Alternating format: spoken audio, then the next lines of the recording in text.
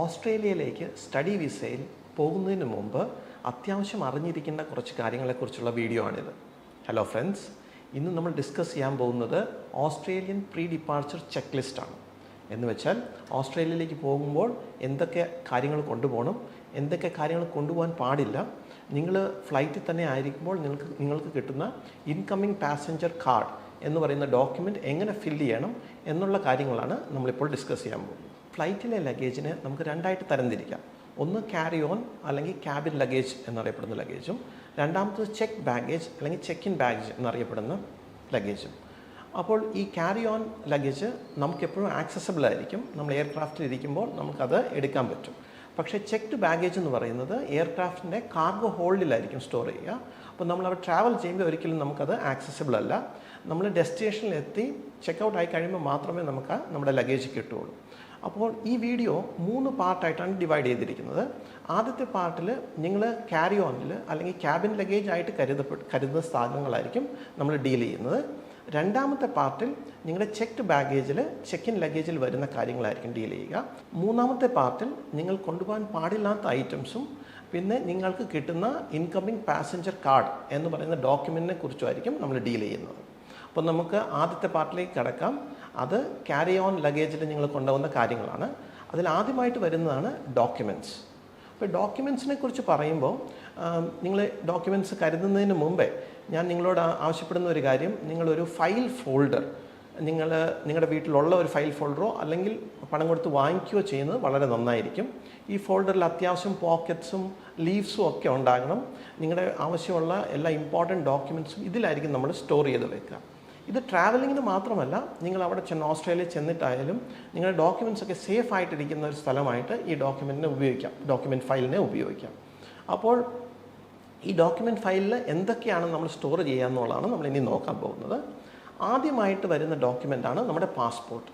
നിങ്ങൾക്ക് എല്ലാവർക്കും അറിയാം, പാസ്പോർട്ട് ഇല്ലാണ്ട് നമുക്ക് എങ്ങോട്ട് യാത്ര ചെയ്യാൻ കഴിയില്ല. അപ്പോൾ പാസ്പോർട്ടാണ് ഏറ്റവും പ്രധാനമായിട്ട് നിങ്ങൾ കരുതി സൂക്ഷിക്കേണ്ട ഒരു ഡോക്യുമെൻ്റ്. ഇത് നിങ്ങളുടെ ഡോക്യുമെൻറ്റ് ഫോൾഡറിലെ ഏറ്റവും ആക്സസിബിൾ ആയിട്ടുള്ള ഒരു പോക്കറ്റിൽ വേണം വെക്കാൻ. വേറൊരു കാര്യം ചിന്തിക്കേണ്ടത്, നിങ്ങൾ പാസ്പോർട്ടായിട്ട് പോകുന്നതിന് മുമ്പേ അതിൻ്റെ ഒരു കോപ്പി എടുത്ത് അല്ലെങ്കിൽ ഒരു സർട്ടിഫൈഡ് കോപ്പി എടുത്ത് നിങ്ങളുടെ അച്ഛനോ അമ്മയ്ക്കോ അല്ലെങ്കിൽ ഒരു ഗാർഡിയനോ അത് കൊടുക്കുന്നത് നന്നായിരിക്കും. 1-2 കോപ്പി എടുക്കുന്നതിലും തെറ്റില്ല. പാസ്പോർട്ടിൻ്റെ കൂടെ തന്നെ വേണ്ട ഒരു ഡോക്യുമെൻ്റാണ് നിങ്ങളുടെ വിസ ഗ്രാൻഡ് ലെറ്റർ. നിങ്ങൾക്കറിയാം, ഓസ്ട്രേലിയൻ വിസ എല്ലാം ഇലക്ട്രോണിക് ആണ്. അപ്പോൾ നമ്മുടെ പാസ്പോർട്ടിൽ സീലോ സ്റ്റാമ്പിങ്ങോ ഒന്നും നടക്കില്ല. പക്ഷേ നിങ്ങൾക്കൊരു മെയിൽ വന്നിട്ടുണ്ടാവും, വിസ ഗ്രാൻഡ് ലെറ്റർ എന്ന് പറയുന്നത്. അതിൻ്റെ ഒരു പ്രിൻ്റ് ഔട്ട് എടുത്ത് കൈ വയ്ക്കുന്നത് വളരെ നന്നായിരിക്കും. അത് പാസ്പോർട്ടിൻ്റെ കൂടെ തന്നെ ഉണ്ടായിരിക്കണം. മൂന്നാമതായിട്ട് വേണ്ടത് നിങ്ങളുടെ അക്കോമഡേഷൻ കൺഫർമേഷൻ അല്ലെങ്കിൽ പിക്കപ്പ് കൺഫർമേഷൻ എന്ന് പറയുന്ന മെയിൽസാണ്. ഇപ്പോൾ നിങ്ങൾ ഓസ്ട്രേലിയയിലേക്ക് പോകുമ്പോൾ നിങ്ങളുടെ അക്കോമഡേഷൻ പല രീതിയിലായിരിക്കും.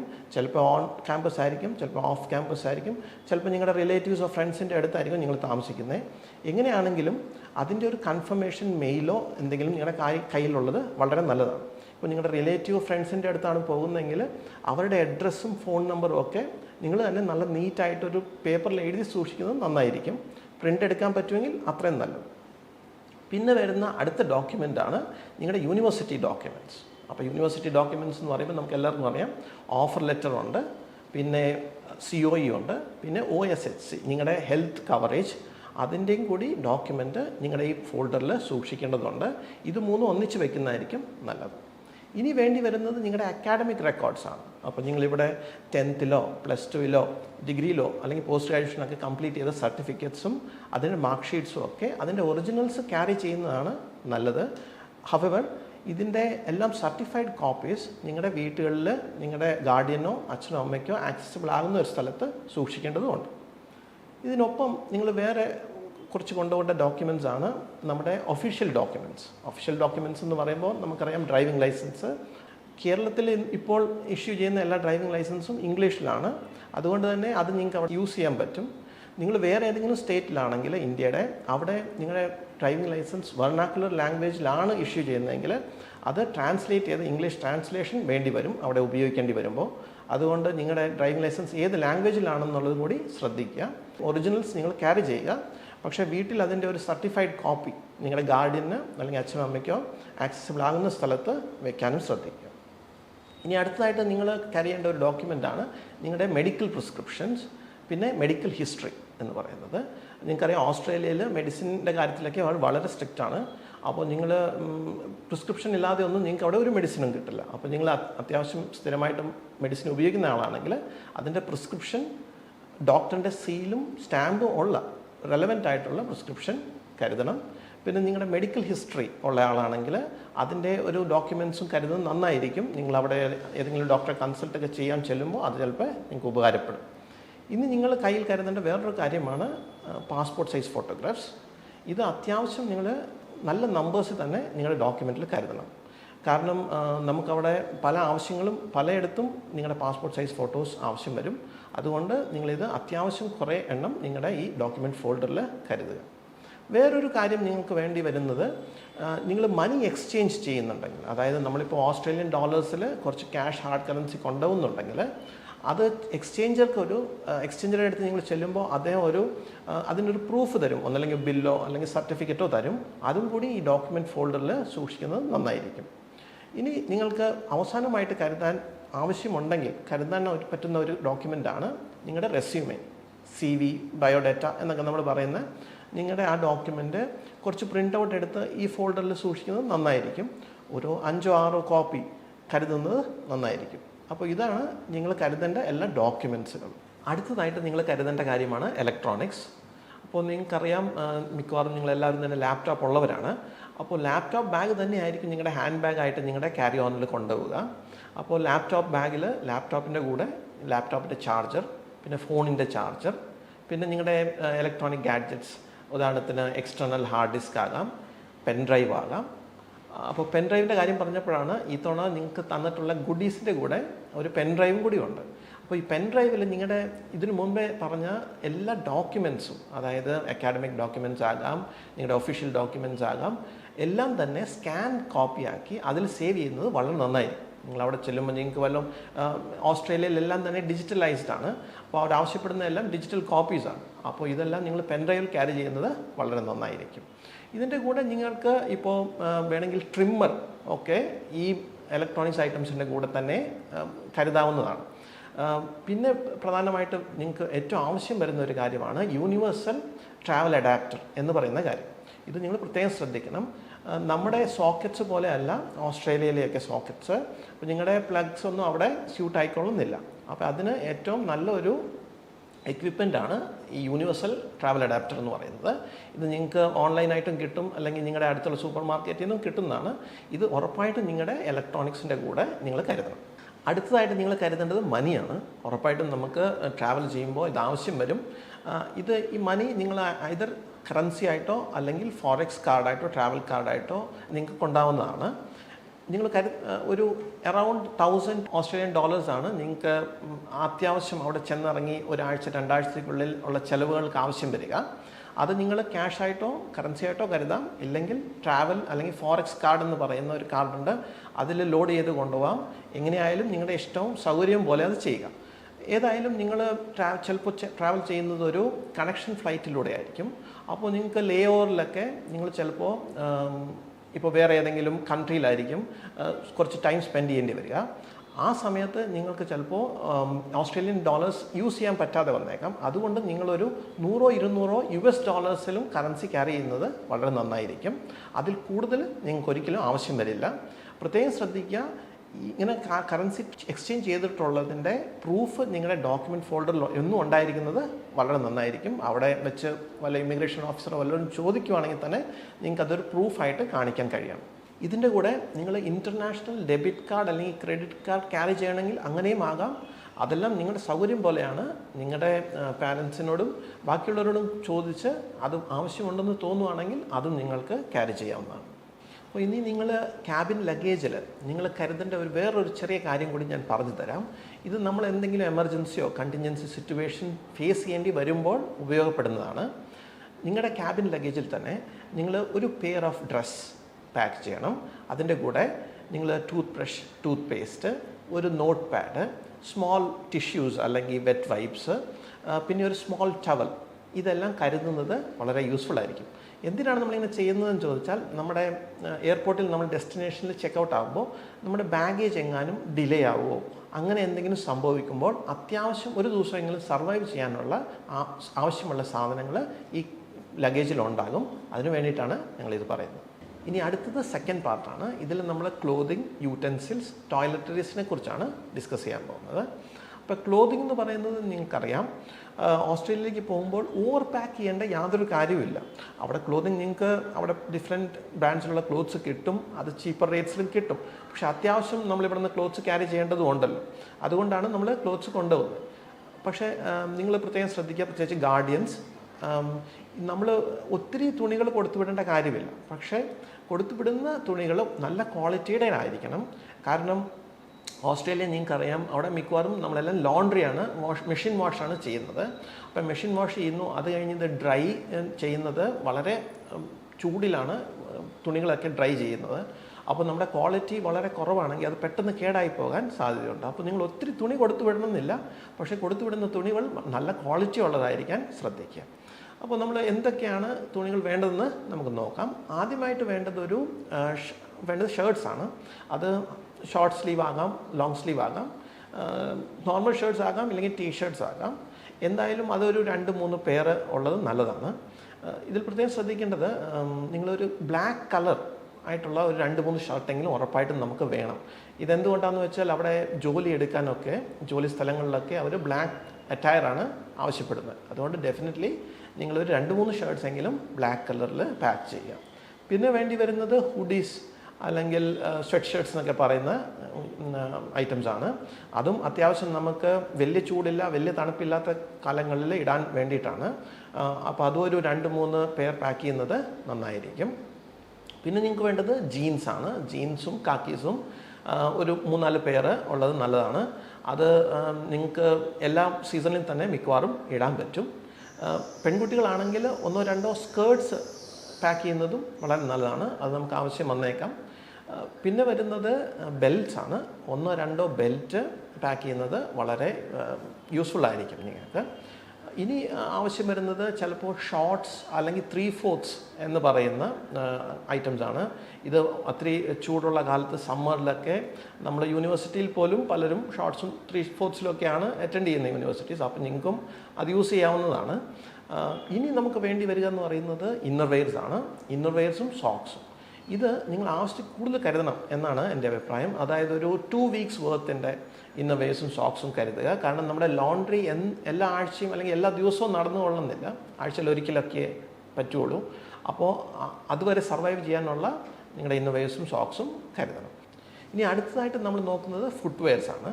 അപ്പോൾ ഫുട് വെയർസിൽ നിങ്ങളുടെ സ്ലിപ്പേഴ്സ് അല്ലെങ്കിൽ സാൻഡൽസ് എന്ന് പറയുന്നത്, അതായത് ബാത്റൂമിലൊക്കെ ഇടാൻ പറ്റുന്ന വാട്ടർ റെസിസ്റ്റൻ്റ് ആയിട്ടുള്ള ഒരു ജോഡി ചെരുപ്പ് ഏതായാലും നമുക്ക് വേണം. അത് നമുക്ക് ബാത്റൂമിൽ ഇടാനും അല്ലെങ്കിൽ പുറത്ത് എവിടെയെങ്കിലും വെള്ളം ഉള്ളിടത്തൊക്കെ പോകാനുമായിട്ട് യൂസ്ഫുൾ ആയിരിക്കും. അതിൻ്റെ കൂടെ നിങ്ങൾ ഉറപ്പായിട്ട് ഒരു സ്നീക്കർ കരുതുന്നത് നന്നായിരിക്കും, സ്പോർട്സ് ഷൂ. ഇത് ബ്ലാക്ക് കളറിലായിരിക്കുന്നതായിരിക്കും നല്ലത്. നിങ്ങൾ വർക്കിലേക്കൊക്കെ പോകാൻ മിക്കവാറും എല്ലാവരും സ്പോർട്സ് ഷൂവും സ്നീക്കേഴ്സുമാണ് അവിടെ ഉപയോഗിക്കുന്നത്. അതുകൊണ്ട് അങ്ങനെയുള്ളിടത്ത് പോകുമ്പോൾ ഇത് ബ്ലാക്ക് കളറിലായിരിക്കേണ്ടത് ഇമ്പോർട്ടൻ്റ് ആയതുകൊണ്ട് ബ്ലാക്ക് കളറിലുള്ള സ്പോർട്സ് ഷൂവോ സ്നീക്കറോ ഉപയോഗിക്കുന്നത് നല്ലതാണ്. ഒരു ഫോർമൽ ഷൂവും കരുതുന്നത് യൂസ്ഫുള്ളാണ്. നിങ്ങൾക്ക് എന്തെങ്കിലും ഫോർമൽ കാര്യങ്ങളിലൊക്കെ പോകാൻ അത്യാവശ്യം വരുമ്പോൾ ഒരു ഫോർമൽ ഷൂസും കരുതുക. ഇതിൻ്റെ കൂടെ നിങ്ങളൊരു ഫോർമൽ അറ്റയറും കൂടി കരുതുന്നത് നന്നായിരിക്കും. നിങ്ങളുടെ പാക്കേജിങ്ങിൽ ഒരു ഫോർമൽ ഡ്രസ്സ് അത്യാവശ്യം എപ്പോഴെങ്കിലും ഒരു ഫോർമൽ ഫംഗ്ഷനോ വല്ല അറ്റൻഡ് ചെയ്യേണ്ടി വന്നാൽ ഒരു ഫോർമൽ അറ്റയറും കൂടി നിങ്ങളുടെ പാക്കേജിൽ ഉൾപ്പെടുത്തുക. ഇനി ഇത് എസെൻഷ്യൽ ഐറ്റം അല്ല, പക്ഷേ നിങ്ങളുടെ ഇൻട്രസ്റ്റ് ഉണ്ടെങ്കിൽ നിങ്ങളുടെ എത്നിക് വെയർ, അതായത് ഇപ്പോൾ നമ്മുടെ മുണ്ടാകാം അല്ലെങ്കിൽ സെറ്റ് സാരി പെൺകുട്ടികളാണെങ്കിൽ അങ്ങനെയുള്ള എത്നിക് വെയർസ് വേണമെങ്കിൽ ഒരു ജോഡി കരുതുക. കാരണം നിങ്ങൾ അവിടെ ചെല്ലുമ്പോൾ ഏതെങ്കിലും എത്നിക് സെലിബ്രേഷൻസിലൊക്കെ നിങ്ങൾ പങ്കെടുക്കണം എന്നുണ്ടെങ്കിൽ നിങ്ങൾക്കിത് യൂസ്ഫുൾ ആയിരിക്കും. ഇതെല്ലാം ഈ ക്ലോതിങ് ഒക്കെ നിങ്ങൾ പാക്ക് ചെയ്യാൻ ശ്രമിക്കുമ്പോൾ നിങ്ങൾ മനസ്സിലാക്കുന്ന ഒരു കാര്യം, ഇത് ഒത്തിരി സ്പേസ് കവർ ചെയ്യുന്ന ഒരു ഐറ്റംസാണ് എല്ലാം തന്നെ. ഇപ്പോൾ ബ്ലാങ്കറ്റ്സ് ആയാലും നമ്മുടെ കംഫർട്ടേഴ്സ് ആയാലും അല്ലെങ്കിൽ ഡ്രസ്സസൊക്കെ ആയാൽ തന്നെയും ഒത്തിരി സ്ഥലം കൺസ്യൂം ചെയ്യും. അതിനു വേണ്ടിയുള്ള ഒരു എളുപ്പ വഴിയാണ് വാക്യൂം ബാഗ് എന്ന് പറയുന്ന ഒരു ബാഗ്. അത് നിങ്ങൾക്ക് സൂപ്പർ മാർക്കറ്റിൽ കിട്ടും, അല്ലെങ്കിൽ ഓൺലൈനായിട്ട് മേടിക്കാൻ കിട്ടും. ഈ വാക്യൂം ബാഗിൽ നിങ്ങളുടെ ഈ ഐറ്റംസിൻ്റെയൊക്കെ സൈസ് വളരെ കുറഞ്ഞ് വളരെ ചെറുതായിട്ട് നിങ്ങൾക്ക് പാക്ക് ചെയ്യാൻ പറ്റും. അത് നിങ്ങൾ റിസർച്ച് ചെയ്താൽ നിങ്ങൾക്ക് മനസ്സിലാകാവുന്നേ ഉള്ളൂ. അപ്പോൾ വാക്യൂം ബാഗിൻ്റെ യൂസേജും നിങ്ങൾക്ക് ഈ ഐറ്റംസ് പാക്ക് ചെയ്യുന്നതിൽ വളരെ ഹെൽപ്ഫുൾ ആയിരിക്കും. ഇനിയുള്ളത് നമ്മുടെ ബെഡ്ഷീറ്റ്സും ബെഡ് ലിനൻസും ആണ്. പിന്നെ പില്ലോ കവർ. ഇത് നിങ്ങൾ അത്യാവശ്യം 1-2 സെറ്റ് ഡെഫിനറ്റ്ലി എടുക്കണം. ഈ ബെഡ്ഷീറ്റ്സ് വാങ്ങിക്കുമ്പോൾ കുറച്ച് വലിയ ലാർജ് സൈസിൻ്റെ വാങ്ങിക്കാൻ ശ്രമിക്കുക. അതായത് സിംഗിൾ കോട്ടിനുള്ളതായിട്ടുള്ളത് വാങ്ങിക്കാതിരിക്കുക. കാരണം ചിലപ്പോൾ നമ്മളവിടെ ചെല്ലുമ്പോൾ നമ്മുടെ അക്കോമഡേഷനിൽ കിട്ടുന്നത് വലിയ ബെഡായിരിക്കും. അപ്പോൾ അത് കവർ ചെയ്യാൻ പറ്റുന്ന ബെഡ് ലിനൻസ് ആയിരിക്കണം. ഇനിയിപ്പോൾ ചെറിയ ബെഡാണെങ്കിലും കുഴപ്പമില്ല, നിങ്ങൾക്കത് മടക്കി ഉപയോഗിക്കാവുന്നേ ഉള്ളൂ. അതുകൊണ്ട് വാങ്ങിക്കുമ്പോൾ വലിയ സൈസിലുള്ള ബെഡ് ലിനൻസ് വാങ്ങിക്കുക. പിന്നെ നിങ്ങൾ പ്രത്യേകിച്ച് കരുതേണ്ട ഒരു കാര്യമാണ് ബ്ലാങ്കറ്റ്സ് ആൻഡ് കംഫർട്ടേഴ്സ്. അവിടെ രാത്രികളിലൊക്കെ ഭയങ്കര തണുപ്പായിരിക്കും, തണുപ്പുള്ള കാലങ്ങളുണ്ട്. അപ്പോൾ നിങ്ങൾക്ക് ഉറപ്പായിട്ടും ബ്ലാങ്കറ്റും കംഫർട്ടറിനും ആവശ്യം വരും. അപ്പോൾ അതും നിങ്ങൾ നിങ്ങളുടെ പാക്കിൽ കരുതേണ്ടതുണ്ട്. അടുത്തതായിട്ട് കുക്കിംഗ് യൂട്ടൻസിൽസ് ആണ്. അപ്പോൾ നിങ്ങൾ അവിടെ ചെല്ലുമ്പോൾ നിങ്ങൾ സ്വയം കുക്ക് ചെയ്യാനായിരിക്കും ട്രൈ ചെയ്യുക. കാരണം എപ്പോഴും പുറത്തുനിന്ന് കഴിക്കുന്നത് അത്രയ്ക്ക് എക്കണോമിക്കലായിരിക്കില്ല. അപ്പോൾ അതിന് അത്യാവശ്യം വേണ്ടുന്ന യൂട്ടൻസിൽസ് ആണ്. ഒന്ന് പ്രഷർ കുക്കർ വേണം. അത് വലിയതായിക്കൊള്ളുന്നില്ല, വളരെ ചെറിയൊരു പ്രഷർ കുക്കർ ആയാലും മതി. പിന്നെ നിങ്ങൾക്ക് വേണ്ടി വരുന്ന ഒരു ചോപ്പിംഗ് ബോർഡാണ്, വെജിറ്റബിൾസൊക്കെ ചോപ്പ് ചെയ്യാനുള്ള ഒരു ബോർഡ്. പിന്നെ നിങ്ങൾക്കൊരു സോസ് പാൻ വേണം, പാലോ ചായയോ ഒക്കെ തണുപ്പിക്കാനൊക്കെ ആയിട്ട്. പിന്നെ ഒരു ഫ്രൈയിങ് പാൻ ഉറപ്പായിട്ടും നിങ്ങൾക്ക് വേണം. ഇതിൻ്റെ കൂടെ നിങ്ങൾ കട്ട്ലറിയും കൂടി കരുതുക. ഒരു സ്പൂൺ അത്യാവശ്യമായിട്ടും വേണ്ടി വരും. പിന്നെ ഒരു പ്ലേറ്റും ഒരു കപ്പും. അപ്പോൾ ഇതൊക്കെ സെറാമിക്കോ കോസ്റ്റ്ലിയോ ആവേണ്ട കാര്യമില്ല, വളരെ ചീപ്പായിട്ടുള്ളത് കരുതിയാൽ മതി. കാരണം നിങ്ങൾക്ക് അവിടെ പോയി നല്ലത് വാങ്ങിക്കാൻ പറ്റും. ഇത് അത്യാവശ്യം ഉപയോഗിക്കാൻ വേണ്ടിയിട്ടാണ്. അപ്പോൾ ഇത് പൊട്ടിപ്പോകാത്തതും അങ്ങനെയുള്ള മെറ്റീരിയൽ ആവാതിരിക്കാൻ ശ്രദ്ധിക്കുക. അടുത്തതായിട്ട് നമ്മൾ ടോയ്ലറ്ററീസ് എന്തൊക്കെയാണ് ക്യാരി ചെയ്യേണ്ടതെന്ന് നോക്കാം. ടോയ്ലറ്ററീസിൽ ഡെഫിനറ്റ്ലി നിങ്ങൾ shampoo, conditioner, shower gel, soap അങ്ങനെയുള്ള കാര്യങ്ങളെല്ലാം പാക്ക് ചെയ്യണം. ഇതൊന്നും വലിയ ക്വാണ്ടിറ്റിയിൽ ഒരിക്കലും പാക്ക് ചെയ്യരുത്. കാരണം നമുക്ക് അവിടെ ചെന്ന് വേറെ ചീപ്പായിട്ടുള്ള പ്രൊഡക്ട്സ് ഒക്കെ കിട്ടും, അവിടെ നമുക്ക് ഇഷ്ടമുള്ളതൊക്കെ കിട്ടും. ഒത്തിരി വൈഡ് വെറൈറ്റീസ് ഓഫ് എല്ലാ ടോയ്ലറ്ററീസ് കിട്ടും. അപ്പോൾ അതുകൊണ്ട് അധികമൊന്നും ഇത് പാക്ക് ചെയ്യേണ്ട കാര്യമില്ല. പിന്നെ നിങ്ങൾ വേണ്ടി വരുന്നതാണ് റേസേഴ്സ്. നിങ്ങളിപ്പോൾ ഷേവ് ചെയ്യുന്ന ആളാണെങ്കിൽ സേഫ്റ്റി റേസേഴ്സ്, പിന്നെ nail clippers, feminine products, feminine hygiene products ഉറപ്പായിട്ടും അത് നിങ്ങളുടെ ഒരു 1 month ആവശ്യം വരുന്ന അത്രയെങ്കിലും നിങ്ങൾ കരുതുക. അതുപോലെ നിങ്ങൾ മേക്കപ്പ് ഉപയോഗിക്കുന്ന ആളാണെങ്കിൽ അത്യാവശ്യം നിങ്ങൾ ഉപയോഗിക്കുന്ന അത്ര മേക്കപ്സിൻ്റെ കാര്യങ്ങളും പാക്ക് ചെയ്യാവുന്നതാണ്. അതുപോലെ ഏറെ ശ്രദ്ധിക്കേണ്ട വേറൊരു കാര്യമാണ് സൺസ്ക്രീൻ. ഇപ്പോൾ സൺസ്ക്രീൻ ലോഷൻ നിങ്ങൾ ഉറപ്പായിട്ടും കരുതണം. ഇപ്പോൾ ഈ നമ്മുടെ നാട്ടിലൊന്നും ആരും ഉപയോഗിക്കാത്തവരാണ്, ആൺകുട്ടികളൊന്നും പ്രത്യേകിച്ച് അത് ഉപയോഗിക്കാറില്ല. പക്ഷേ അങ്ങനെയല്ല ഓസ്ട്രേലിയയിൽ. അവിടുത്തെ ചൂടും വെയിലും ഭയങ്കരമാണ്. അതുകൊണ്ട് നിങ്ങൾ ഉറപ്പായിട്ടും ഒരു സൺസ്ക്രീൻ കരുതണം. അത് അറ്റ്ലീസ്റ്റ് ഒരു 50 SPF മുകളിലുള്ളതായിരിക്കാനും ശ്രദ്ധിക്കുക. ഇനി ലാസ്റ്റ് പാർട്ടിൽ നമ്മൾ ഡിസ്കസ് ചെയ്യാൻ പോകുന്നത് എന്തൊക്കെ ഓസ്ട്രേലിയയിലേക്ക് കൊണ്ടുപോകാൻ പാടില്ല എന്നുള്ളതാണ്. അപ്പോൾ അതൊരു ലിസ്റ്റ് ഓഫ് ഐറ്റംസ് തന്നെയുണ്ട്. നിങ്ങൾ പ്രത്യേകം ശ്രദ്ധിക്കുക. ഇത് നമ്മൾ ഈ പ്രൊഡക്ട്സ് ക്യാരി ചെയ്ത് നമ്മൾ അവിടെ വെച്ച് പിടിക്കുകയാണെങ്കിൽ ഇത് ഒത്തിരി ഭവിഷ്യത്തുകളുണ്ടാക്കും. നമ്മുടെ വിസ ക്യാൻസലായി പോകാം, അല്ലെങ്കിൽ നമ്മളെ ഹെവി ഫൈൻസ് ഒക്കെ വരാം. അതുകൊണ്ട് ഇത് പ്രത്യേകം നിങ്ങളുടെ പാക്കേജിൽ ഉൾപ്പെട്ടിട്ടില്ല എന്ന് ശ്രദ്ധിക്കുക. നിങ്ങൾ ശ്രദ്ധിച്ചിട്ടുണ്ടാവും, ഞാൻ ഇതിനു മുമ്പ് കൊണ്ടുപോകാൻ പറഞ്ഞ ഡീറ്റെയിൽസിൽ ഒരിക്കലും ഞാൻ എന്തെങ്കിലും ഫുഡിൻ്റെ കാര്യം പറഞ്ഞിട്ടില്ല. അതായത് വീട്ടിലുണ്ടാക്കുന്ന ഫുഡോ അല്ലെങ്കിൽ പുറത്തുനിന്ന് മേടിക്കുന്ന ഫുഡിനെ കുറിച്ചോ ഞാൻ പറഞ്ഞിട്ടില്ല. അത് മനഃപൂർവ്വം ഒഴിവാക്കിയതാണ്. കാരണം നിങ്ങൾ പറ്റുമെങ്കിൽ ഒരു ഫുഡും തന്നെ കൊണ്ടുപോകാതിരിക്കാൻ ശ്രദ്ധിക്കുക.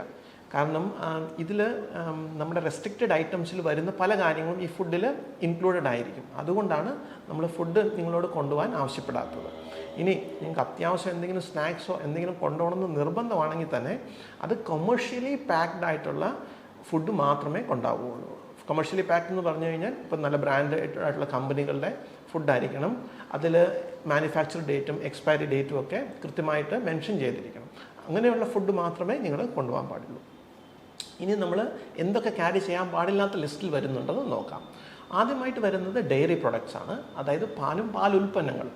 നിങ്ങൾ പാല് കൊണ്ടുണ്ടാക്കുന്ന എന്ത് തന്നെയും, ഇപ്പോൾ നെയ്യാകാം, അല്ലെങ്കിൽ പാലിൻ്റെ എന്തെങ്കിലും സ്വീറ്റ്സ് ആകാം, പാൽ ഉപയോഗിക്കപ്പെടുന്ന എന്ത് ഫുഡും അവിടെ അലൗഡ് അല്ല. രണ്ടാമത്തെ കാര്യം എഗ് പ്രൊഡക്ട്സ് ആണ്.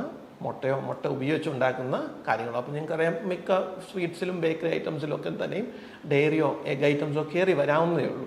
അപ്പോൾ അതുകൊണ്ടാണ് നമ്മൾ ഫുഡ് മിക്കവാറും കൊണ്ടുപോകണ്ട എന്ന് നിങ്ങളോട് പറയുന്നത്. അടുത്തതായിട്ട് നിങ്ങൾ ഒരിക്കലും കൊണ്ടുപോകാൻ പാടില്ലാത്ത കാര്യമാണ് പ്ലാന്റ്, ആനിമൽ എൻ്റെ പാർട്സ്, അതായത് പ്ലാന്റ്സിൻ്റെ പാർട്സ് ആകാം, ആനിമൽസിൻ്റെ പാർട്സ് ആകാം, ഫ്ലവർ ആകാം, സീഡ് ആകാം, അല്ലെങ്കിൽ ഇപ്പോൾ ആനിമൽ ബേസ്ഡ് ഫുഡ് ഉണ്ടല്ലോ, ഇപ്പോൾ ഉദാഹരണത്തിന് ബീഫ് പിക്കലോ ഫിഷ് പിക്കലോ ഒക്കെ, ഇതൊന്നും തന്നെ ക്യാരി ചെയ്യാൻ പാടില്ല. ഇതൊന്നും അവിടെ അലൗഡ് അല്ല. പിന്നെ ഒരു കാര്യം, നിങ്ങളുടെ പെറ്റ് ഫുഡ്സ് അല്ലെങ്കിൽ പെറ്റ് മെഡിസിൻസ് അതും അലൗഡ് അല്ല. ഇതൊന്നും നിങ്ങൾ നിങ്ങളുടെ ക്യാരി ഓണിലോ അല്ലെങ്കിൽ ചെക്ക്ഡ് ബാഗേജിലോ ഒരിക്കലും ക്യാരി ചെയ്യാൻ പാടില്ല. നിങ്ങൾ ട്രഡീഷണൽ മെഡിസിൻസ്, അതായത് നമ്മുടെ Ayurvedic medicines, herbal medicines, homeopathy, ഇങ്ങനെയുള്ള മെഡിസിൻസ് നിങ്ങൾക്ക് ക്യാരി ചെയ്യാൻ നിങ്ങളെ അനുവദിക്കില്ല. അപ്പോൾ അങ്ങനെയുള്ള മെഡിസിൻസ് എന്തെങ്കിലും നിങ്ങൾ കഴിക്കുന്നവരാണെങ്കിൽ തന്നെ അത് ക്യാരി ചെയ്യാതിരിക്കുക, അവിടെ ചെന്ന് മേടിക്കാൻ ശ്രദ്ധിക്കുക. പിന്നെ ഒരു കാര്യമുള്ളത്, നമ്മുടെ ഫുട്വെയർസിലോ നമ്മുടെ ക്ലോത്ത്സിലോ എവിടെയെങ്കിലും ഉള്ള സോയിൽ അതും അലൗഡ് അല്ല. അതായത് ഇപ്പോൾ ഇന്ത്യയിൽ നിന്ന് പോകുമ്പോൾ ഇവിടെ നിന്നുള്ള മണ്ണോ ചെളിയോ അവിടെ അവർ അനുവദിക്കില്ല. അപ്പോൾ നിങ്ങൾ ഫുട്വെയർസും സ്നീക്കേഴ്സും ഒക്കെ നിങ്ങൾ പാക്ക് ചെയ്യുമ്പോൾ, ഞാൻ പറഞ്ഞ ക്ലോത്തിങ്ങിൻ്റെ പാർട്ടിൽ ഡെഫിനറ്റ്ലി നിങ്ങളുടെ സ്നീക്കേഴ്സും ഫുട്വെയർസും സാൻഡൽസും ചപ്പൽസും എല്ലാം തന്നെ നന്നായിട്ട് ക്ലീൻ ചെയ്ത് അതിലൊന്നും തന്നെ ചെളിയോ മണ്ണോ ഇല്ല എന്ന് ഉറപ്പ് വരുത്തിയിട്ട് വേണം അത് പാക്ക് ചെയ്യാൻ. ഇല്ലെങ്കിൽ അതിനും ഒത്തിരി വരെ ഫൈൻ വരും എന്ന് മനസ്സിലാക്കുക. ഏറ്റവും അവസാനമായിട്ട്, നിങ്ങളുടെ ഫ്ലൈറ്റിൽ നിങ്ങൾക്ക് സെർവ് ചെയ്യുന്ന ഫുഡുണ്ട്. അപ്പോൾ അതിൻ്റെ എന്തെങ്കിലും ബാക്കി കുറച്ച് നിങ്ങളുടെ കയ്യിലുണ്ട്, അത് കൊണ്ടുപോകാമെന്ന് ചോദിച്ചാൽ അതും അലൗഡ് അല്ല. നിങ്ങളുടെ ഫ്ലൈറ്റിൽ നിങ്ങൾ സെർവ് ചെയ്യുന്ന ഫുഡ് ഒന്നല്ലെങ്കിൽ അവിടെ തന്നെ കഴിക്കുക, അല്ലെങ്കിൽ അവിടെ ഉപേക്ഷിച്ചിട്ട് വരിക. അത് നിങ്ങൾ ഒരിക്കലും ക്യാരി ചെയ്ത് നിങ്ങളുടെ ചെക്ക് ഔട്ട് കൗണ്ടറിലേക്ക് കൊണ്ടുപോകരുത്. ഫൈനലി നമ്മൾ ഡിസ്കസ് ചെയ്യാൻ പോകുന്നത് ഇൻകമ്മിങ് പാസഞ്ചർ കാർഡ് എന്ന് പറയുന്ന ഡോക്യുമെൻറ്റിനെ കുറിച്ചാണ്. ഇത് നിങ്ങൾ ഡീബോർഡ് ചെയ്യുന്നതിന് മുൻപ്, ലാൻഡ് ചെയ്യുന്നതിന് മുമ്പ് തന്നെ ക്യാബിൻ ക്രൂ നിങ്ങളുടെ അടുത്ത് കൊണ്ടുവന്ന് തരുന്ന ഒരു ഡോക്യുമെൻ്റാണ്. ഇതിൽ നിങ്ങൾ ഓസ്ട്രേലിയയിലേക്ക് ഇല്ലീഗലായിട്ടൊന്നും തന്നെ ക്യാരി ചെയ്യുന്നില്ല എന്ന് ഡിക്ലെയർ ചെയ്യുന്നൊരു ഫോമാണ്. ഇതിൻ്റെ ഫസ്റ്റ് സൈഡിൽ, അതായത് ഫ്രണ്ട് സൈഡിൽ നിങ്ങളുടെ ബേസിക് ഡീറ്റെയിൽസ് എൻട്രി ചെയ്യാനുള്ള സ്ഥലമുണ്ട്. അത് കഴിഞ്ഞ് നിങ്ങളുടെ ഓസ്ട്രേലിയയിൽ നിങ്ങൾ എവിടെ സ്റ്റേ ചെയ്യാൻ ഉദ്ദേശിക്കുന്നു എന്നുള്ളതിനും ഒരു കോളമുണ്ട്. അവിടെ നിങ്ങൾ താമസിക്കാൻ ഉദ്ദേശിക്കുന്ന സ്ഥലത്തിൻ്റെ ഡീറ്റെയിൽസ്, കൃത്യമായ അഡ്രസ്സ് അവിടെ എൻട്രി ചെയ്യണം. പിന്നെ നിങ്ങൾ ഓസ്ട്രേലിയയിലേക്ക് എന്തൊക്കെ കൊണ്ടുവരുന്നു എന്ന് ചോദിച്ചൊരു 11 ക്വസ്റ്റ്യൻസിൻ്റെ ഒരു ലിസ്റ്റുമുണ്ട്. അതായത് ഇപ്പം ഞാൻ പറഞ്ഞിട്ടുള്ള പല കാര്യങ്ങളും തന്നെ പ്ലാന്റ്സ്, ആനിമൽസിൻ്റെ പ്രൊഡക്ട്സ് ഒന്നും കൊണ്ടുവരുന്നില്ല, അതിൻ്റെ പാർട്സ് ഒന്നും കൊണ്ടുവരുന്നില്ല, ഇല്ലീഗലായിട്ടുള്ള ഇപ്പോൾ ആംസോ അല്ലെങ്കിൽ ആൽക്കഹോളോ ടൊബാക്കോ അല്ലെങ്കിൽ ഡ്രഗ്സോ അങ്ങനെയൊന്നും തന്നെ കൊണ്ടുവരുന്നില്ല എന്നുള്ള ഡിക്ലറേഷനാണിത്. ഇതിൽ ആദ്യത്തെ ക്വസ്റ്റ്യനിൽ മെഡിസിൻ എന്നും കൂടി ഉൾപ്പെടുത്തിയിട്ടുണ്ട്. അപ്പോൾ ചിലപ്പോൾ നിങ്ങൾ മെഡിസിൻ ക്യാരി ചെയ്യുന്നുണ്ടെങ്കിൽ അത് നിങ്ങൾ എസ് എന്ന് ടിക്ക് ചെയ്യേണ്ടി വരും. തന്നെയുമല്ല, ഈ പറയുന്ന 11 ക്വസ്റ്റ്യൻസിൽ ഏതെങ്കിലും നിങ്ങൾക്ക് സംശയമുണ്ടെങ്കിൽ, നിങ്ങൾക്ക് ഉറപ്പില്ലെങ്കിൽ എസ് എന്ന് ടിക്ക് ചെയ്യുന്നതാണ് ബെറ്റർ. അപ്പോൾ നിങ്ങളെ അവിടെ കസ്റ്റംസ് അതിനുള്ള ചോദ്യങ്ങൾ ചോദിക്കും, അതിനുള്ള എക്സ്പ്ലനേഷൻസ് കൊടുത്താൽ മതിയാകും. ഡൗട്ട് ഉള്ളിടത്ത് ഒരിക്കലും നോ എന്ന് കൊടുത്ത് നിങ്ങളെ പിടിക്കപ്പെടാൻ നിങ്ങൾ സാധ്യത ഉണ്ടാക്കി കൊടുക്കരുത്. അപ്പോൾ ഈ ഫ്രണ്ട് പേജിൽ തന്നെ ആയിരിക്കും നിങ്ങൾ ഡിക്ലറേഷൻ സൈൻ ചെയ്യേണ്ടത്. ഇതിൻ്റെ ഫ്ലിപ്പ് സൈഡിൽ ബാക്കി കുറച്ച് ഡീറ്റെയിൽസും കൂടി എൻട്രി ചെയ്യേണ്ടതുണ്ട്. കൂടെ നിങ്ങളൊരു ജെന്വിൻ ടെമ്പററി എൻട്രൻ്റ് ആണെന്നുള്ളതിൻ്റെ ഡീറ്റെയിൽസ് ആണ് കൊടുക്കുന്നത്. അതായത് നിങ്ങൾ എത്ര നാൾ ഇവിടെ താമസിക്കാൻ ഉദ്ദേശിക്കുന്നുണ്ട്, അതിൻ്റെ ഡ്യൂറേഷനൊക്കെയാണ് ഫ്ലിപ്പ് സൈഡിൽ എൻട്രി ചെയ്ത് കൊടുക്കേണ്ടത്. അപ്പോൾ ഇത് വളരെ ഇമ്പോർട്ടൻ്റ് ആയിട്ടുള്ള ഡോക്യുമെൻ്റ് ആണ്. ഇതിൻ്റെ ഒരു കോപ്പി നിങ്ങൾക്ക് സെർച്ച് ചെയ്താൽ നെറ്റിൽ കിട്ടും. അത് നിങ്ങൾ ഡൗൺലോഡ് ചെയ്ത് ആദ്യമേ അതിൻ്റെ ഡീറ്റെയിൽസൊക്കെ ഒന്ന് മനസ്സിലാക്കിയിട്ട് ട്രാവൽ ചെയ്യുന്നതായിരിക്കും വളരെ ബുദ്ധിപരമായ കാര്യം. ഇതാണ് അവസാനമായിട്ട് ഞങ്ങൾക്ക് നിങ്ങളോട് പറയാനുള്ളത്. ഇനി നിങ്ങൾ ഒരിക്കൽ ലാൻഡ് ചെയ്ത് കഴിയുമ്പോൾ ഓസ്ട്രേലിയയിൽ, അവിടെ ഓരോ എയർപോർട്ടുകളിലും അതാത് സിറ്റികളുടെ സീസണൽ ഹെൽപ്പ് ഡെസ്ക്സ് ഉണ്ട്. അതായത് ഇപ്പോൾ ഉദാഹരണത്തിന് study Adelaide, study Melbourne, study Perth എന്ന് പറയുന്ന ഹെൽപ്പ് ഡെസ്കുകൾ അവിടെ അവൈലബിൾ ആണ്. നിങ്ങൾക്ക് എന്തെങ്കിലും ഡൗട്ട്സോ എന്തെങ്കിലും ക്വസ്റ്റ്യൻസോ ഉണ്ടെങ്കിൽ ഇവരെ സമീപിച്ചാൽ അവർ നിങ്ങളുടെ എല്ലാ ക്വസ്റ്റ്യൻസിനും ആൻസറും ക്ലാരിറ്റിയും നൽകുന്നതായിരിക്കും. അപ്പോൾ Abe services wishes U A happy journey. നിങ്ങൾ ഓസ്ട്രേലിയയിൽ ചെന്ന് നല്ലോണം പഠിച്ചിട്ട് നല്ല കരിയർ ഡെവലപ്മെൻറ്റ് ഉണ്ടാകട്ടെ. അതിനുവേണ്ടി നിങ്ങൾ നന്നായിട്ട് പരിശ്രമിക്കണം. All the best.